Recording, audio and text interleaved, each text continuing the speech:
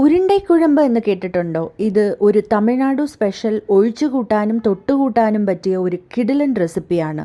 വരൂ എങ്ങനെയാണ് ഉണ്ടാക്കുന്നതെന്ന് നോക്കാം.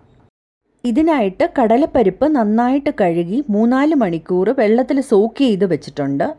വെള്ളമൊക്കെ ഊറ്റി മാറ്റി ഒട്ടും വെള്ളം ചേർക്കാതെ മിക്സിയിലിട്ട് പരിപ്പ് വടയ്ക്ക് അരയ്ക്കുന്ന പോലെ അരച്ചെടുക്കാം. അരച്ചെടുത്തത് ഒരു ബോളിലോട്ട് മാറ്റി അതിലോട്ട് ചെറുതായിട്ട് അരിഞ്ഞ സവാള, വെളുത്തുള്ളി, പച്ചമുളക്, ഉപ്പ്, കറിവേപ്പില, കുറച്ച് പെരിഞ്ജീരകം കൂടി ഇട്ട് നന്നായിട്ട് മിക്സ് ചെയ്തെടുക്കാം.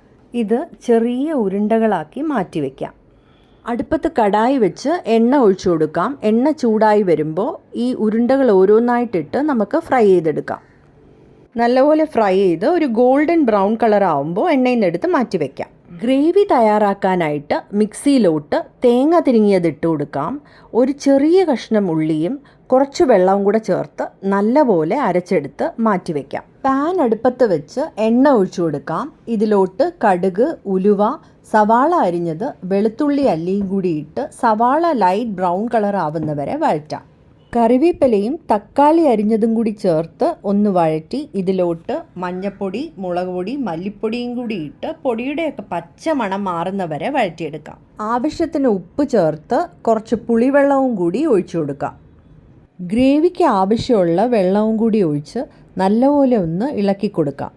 നന്നായിട്ട് തിളച്ച് ഒരു 2-3 മിനിറ്റ് കഴിയുമ്പോൾ തേങ്ങയുടെ അരപ്പും കൂടി ഇതിലോട്ട് ചേർത്ത് കൊടുക്കാം. വീണ്ടും ഒന്ന് ഇളക്കി ഈ ഗ്രേവി തിളച്ച് ഒരു 2-3 മിനിറ്റ് കഴിയുമ്പോൾ ഫ്രൈ ചെയ്ത് വെച്ചിരിക്കുന്ന ഉരുണ്ടകൾ ഓരോന്നായിട്ട് ഇതിലോട്ട് നമുക്ക് ഇട്ട് കൊടുക്കാം.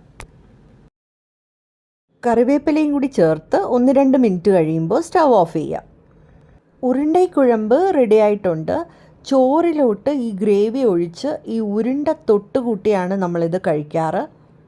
ഈ കൂട്ടാന് നമ്മൾ വേറൊരു രീതിയിലും ചെയ്തെടുക്കാം. കുറച്ചുകൂടെ ഹെൽത്ത് കോൺഷ്യസ് ആയിട്ടുള്ളവർക്ക് ഇത് ഫ്രൈ ചെയ്യാതെ ഈ ഉരുണ്ടകൾ ഗ്രേവി തിളച്ച് വരുമ്പോൾ അതിലോട്ടിട്ട് വേവിച്ചെടുത്താൽ മതി. ചോറിൻ്റെ കൂടെ മാത്രമല്ല, ചപ്പാത്തിയുടെയും ദോശയുടെയും കൂടെ നമുക്കിത് കഴിക്കാം. ഉരുണ്ടൈക്കുഴമ്പിൻ്റെ ഡീറ്റെയിൽഡ് വീഡിയോയുടെ ലിങ്ക് ഞാൻ താഴെ കൊടുത്തിട്ടുണ്ട്. എല്ലാവരും തീർച്ചയായിട്ടും ഇത് ട്രൈ ചെയ്യണം. ഇഷ്ടമാവുകയാണെങ്കിൽ ലൈക്ക്, ഷെയർ ആൻഡ് സബ്സ്ക്രൈബ് ചെയ്ത് സപ്പോർട്ട് ചെയ്യണേ. Thanks for watching. ബൈ.